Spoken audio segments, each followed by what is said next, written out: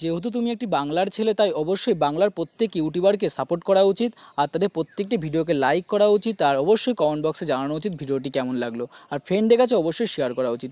এইটুকু তোমরা করলে প্রত্যেক বাংলা ইউটিউবার অনেকটা মোটিভেশন পায় ভিডিও তৈরি করার জন্য। আর বন্ধুরা, আজ তোমার সাথে আলোচনা করবো এশিয়ান গেমস 2018 খেলাধুলার একটা পর্ব 1। এরপর তুমি স্টেপ বাই স্টেপ দেবো, খুব তাড়াতাড়ি 100টি লাইক 100টি শেয়ার করে দাও, দেখবে নতুন ভিডিও খুব তাড়াতাড়ি পেয়ে যাবে। নমস্কার বন্ধুরা, আজ তোমার সাথে আলোচনা করবো এশিয়ান গেমসের কম বেশি সমস্ত খুঁটিনাটি বিষয় নিয়ে। আশা করি পরীক্ষা এখান থেকে এশিয়ান গেমস থেকে পরীক্ষায় প্রশ্ন আসলে কমন পেয়ে যাবে। তো দেখো, এশিয়ান গেমস 2018 সমস্ত কিছু ডিটেলসে আলোচনা করবো। প্রথম যে প্রশ্ন নিয়ে আছে দেখো, এশিয়ান গেমস কবে হয়েছিল? এশিয়ান গেমস কোথায় হয়েছিল? সরি, লেখাটা ভুল হয়েছিল। এশিয়ান গেমস হয়েছিল কোথায় হয়েছিল, পুরোটা লেখা হয়নি। এশিয়ান গেমস হয়েছিল ইন্দোনেশিয়ার জাকার্তাতে হয়েছিল। খুব গুরুত্বপূর্ণ প্রশ্ন এই প্রশ্নটি। 2 নম্বর প্রশ্ন দেখো, 2018 সালে এশিয়ান গেমসের ম্যাসকট কী ছিল? ভীম ভিন আটাং কাকা, এটাই ছিল ম্যাসকট ছিল। আর মোটো ছিল কি? Energy of Asia. খুব গুরুত্বপূর্ণ কিন্তু এই পরপর 3টি প্রশ্নই কিন্তু খুব গুরুত্বপূর্ণ তোমাদের সামনের এক্সামগুলোর ক্ষেত্রে। 2022 সালে এশিয়ান গেমস কোথায় হবে? হাংঝৌ চীনে হবে। তাহলে 2022 সালে এশিয়ান গেমস হবে তোমাদের কোথাও? হাংঝৌ চীনে। আর এটা কিন্তু 18তম এশিয়ান গেমস হয়ে গেল। এশিয়ান গেমস কত বছর অন্তর হয়? এশিয়ান গেমস 4 বছর অন্তর হয়। পরে 6 নম্বর প্রশ্ন দেখো, এশিয়ান গেমসের প্রথম অনুষ্ঠিত হয়েছিল কোথায়? এশিয়ান গেমস প্রথম অনুষ্ঠিত হয়েছিল কিন্তু 1951 সালে ভারতের নিউ দিল্লিতে অনুষ্ঠিত হয়েছিল। 7 নম্বর প্রশ্ন, অংশগ্রহণকারী দেশ ছিল কটি? ধরো 2018 সালের কথা বলছি, এটা 2018 সালে এশিয়ান গেমসে অংশগ্রহণকারী দেশ ছিল কটি? 45টি দেশ অংশগ্রহণ করেছিল। আর অনুষ্ঠিত হয়েছিল কোথায়? ইন্দোনেশিয়ার জাকার্তাতে। ভালো করে খেয়াল রাখবে। আর 2022 সালে হবে কোথায়? হাংঝৌ চীনে হবে। পতাকার শুরুতে পতাকা বহন করেছিল কে? নীরজ চোপড়া শুরুতে পতাকা বহন করেছিল।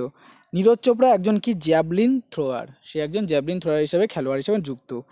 আর অনুষ্ঠানের শেষে পতাকা বহন করেছিলেন কে? রানী রামপাল। তিনি কিন্তু ভারতীয় হকি দলের ক্যাপ্টেন। তিনি ভারতীয় হকি দলের কিন্তু ক্যাপ্টেনও।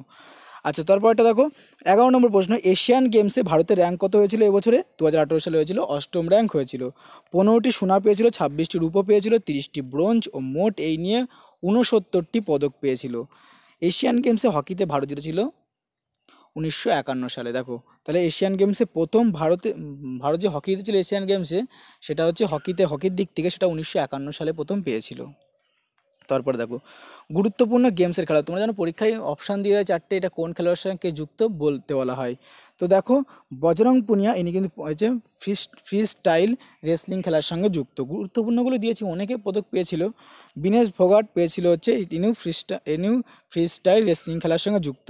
স্বপ্না বর্মা হেপ্টা অ্যাথলিট খেলার সঙ্গে যুক্ত।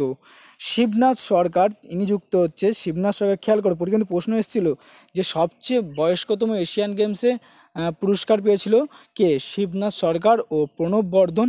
অপশান অনুযায়ী শিবনাথ সরকার সেখানে উত্তর হতো। ইনি পেয়েছিলেন ব্রিজ খেলায় পুরস্কার পেয়েছিল। সৌরভ চৌধুরী, এটাও পরীক্ষা এসেছিল, কনিষ্ঠতম সবচেয়ে এশিয়ান গেমসে কে পেয়েছে? সৌরভ চৌধুরী, ইনি এয়ার পিস্তলে পেয়েছিলেন। তারপর দেখো পরের প্রশ্নটি, তেজিন্দর পাল সিং, তিনি মেন্স শর্টপুট খেলায় সঙ্গে যুক্ত। জিনসেন জনসন 1500 মিটার দৌড়ের সঙ্গে যুক্ত। হিমা দাস, এই প্রশ্নটি পরীক্ষায় এসেছিল, এটি হচ্ছে দৌড়ের সঙ্গে যুক্ত। পিভি সিন্ধু, ইনি হচ্ছে ব্যাডমিন্টন খেলার সঙ্গে যেহেতু প্রথমবার রূপো পাওয়া হয়েছে ব্যাডমিন্টনের ক্ষেত্রে। সাইনা নেহওয়াল ব্রোঞ্জ পেয়েছে ব্যাডমিন্টনে। আচ্ছা, রোহন বোপাপ্পা, দিবিজ শারন, এরা মেন্স টেবিল ডাবলসের খেলার সঙ্গে যুক্ত। ভারতীয় হকি দলে ব্রোঞ্জ পেয়েছে। ভারতীয় হকি দল এবছর কী পেয়েছে? ব্রোঞ্জ পেয়েছে। এশিয়ান গেমসের অপর নাম কি? এশিয়ান গেমসের অপর নাম এশিয়াড। তবে দেখো, কবাডি খেলা ভারতে, কবাডি দল ভারতের হয়ে কী জিতেছে? রূপো জিতে নিয়ে এসছে। এবার কাকে হারিয়ে? জাপানকে হারিয়ে। আশা করি ভিডিওটি তোমাদের কাছে খুব হেল্পফুল হয়েছে।